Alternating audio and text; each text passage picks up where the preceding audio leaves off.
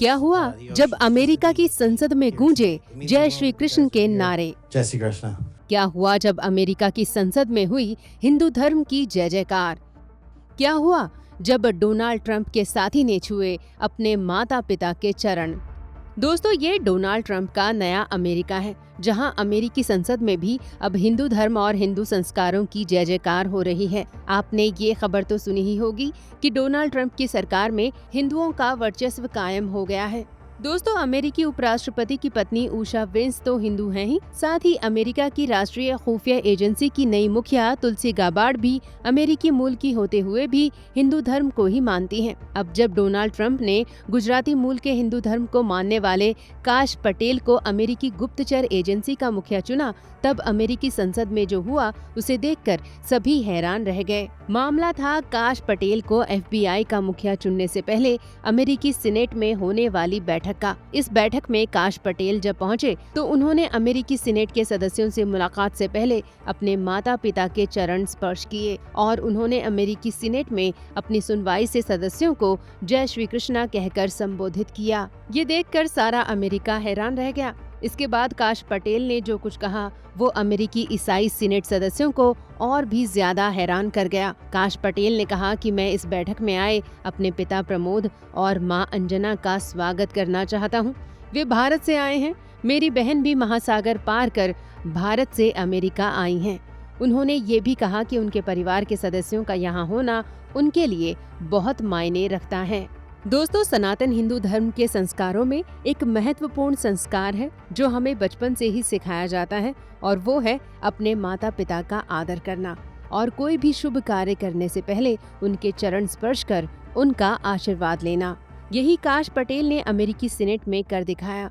इसे देखने के बाद अमेरिकी इसलिए भी हैरान रह गए क्योंकि वहाँ अपने माता पिता को इस प्रकार सम्मान देने की कोई परंपरा नहीं रही है।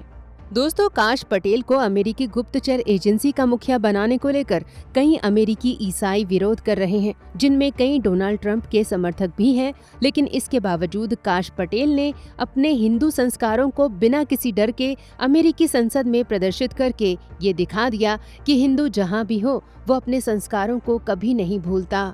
दोस्तों, आपको याद होगा कि जब अमेरिकी राष्ट्रपति के पद के लिए विवेक रामास्वामी खड़े हुए थे, तब उन्होंने भी खुद को एक हिंदू बताकर अपने हिंदू धर्म के महत्व को बताया था। वैसे उषा वेंस, काश पटेल और विवेक रामास्वामी तो मूल रूप से हिंदू हैं, लेकिन अमेरिका के अंदर अब हिंदू धर्म को लेकर उत्सुकता इस कदर बढ़ चुकी है कि वहाँ के बड़े बड़े ताकतवर लोग भी हिंदू धर्म की तरफ आकर्षित हो रहे हैं।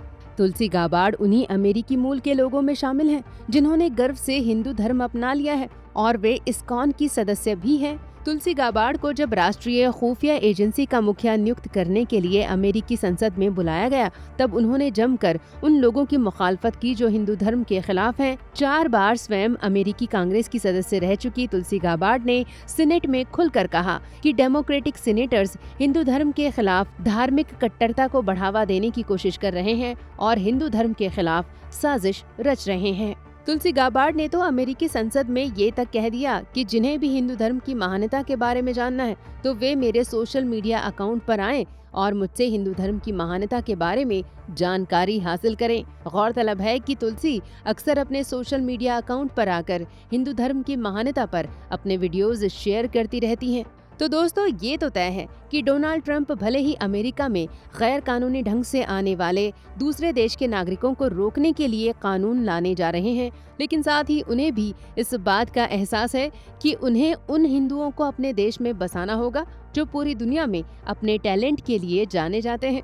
कुछ महीने पहले ही अपने एक्स अकाउंट पर अमेरिका अमेरिकियों के लिए का नारा बुलंद करने वाले इलॉन मस्क ने भी एक पोस्ट शेयर किया था, जिसमें उन्होंने ये दिखाया था कि अमेरिका में रहने वाले भारतीय, खासकर हिंदू, आज अमेरिका के सबसे अमीर लोगों की श्रेणी में आते हैं। दोस्तों, कुछ साल पहले तक अमेरिका में औसत आय के मामले में यहूदी धर्म को मानने वालों का नाम आता था, लेकिन अब अमेरिका में स्थिति पूरी तरह से बदल चुकी है और औसत आय के मामले में भारतीय, वो भी हिंदू धर्म के लोग, सबसे अमीर माने जाते हैं। तो ऐसे में डोनाल्ड ट्रंप भी ये जान चुके हैं कि हिंदू धर्म को मानने वालों को इग्नोर करना उनके देश के विकास के लिए सही नहीं है। वैसे दोस्तों, ये बात तो पूर्व राष्ट्रपति जो बाइडेन भी मानते थे। जो बाइडेन ने अपनी सरकार में 50 से ज्यादा हिंदुओं को शामिल किया था, जो एक रिकॉर्ड था। अब देखते हैं कि अमेरिका में ट्रंप सरकार के राज में हिंदू धर्म की जय जयकार के बाद अब कैसे हिंदू धर्म को मानने वालों की संख्या बढ़ती है। उम्मीद है कि आपको हमारा ये वीडियो पसंद आया होगा।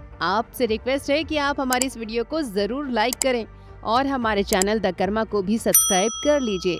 धन्यवाद आपका।